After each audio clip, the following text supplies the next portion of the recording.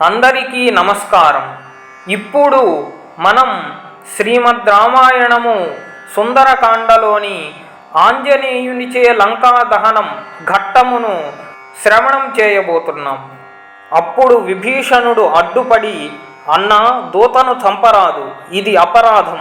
సకల రాజనీతి మర్మాలు తెలిసిన నువ్వు ఈ సంగతి విస్మరించి దూతను వధించమనడం తప్పు.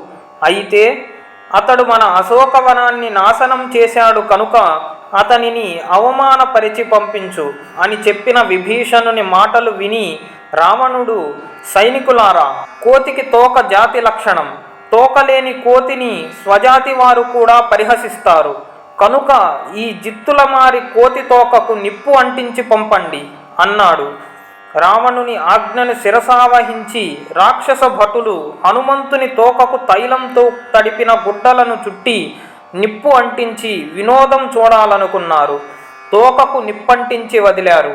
ఆంజనేయుడు తన తోక కాలిపోకుండా కాపాడమని అగ్నిదేవుణ్ణి ప్రార్థించి ఒక్క ఉదుటున ఆకాశానికి ఎగిరి లంకానగరంలోని భవనాలకు నిప్పు పెట్టి లంకాదహనం చేశాడు. చిన్న కోతి లంకంతా బీడు చేసిందని బెంబేలెత్తారు లంకలోని రాక్షసులు. తరువాత సముద్రంలో తోకను ముంచి మంటలార్పుకున్నాడు. రామనామం జపించి సముద్రాన్ని దాటి యువతల తీరం చేరి జాంబవంతాదులకు సీతాదేవి జాడ చెప్పాడు.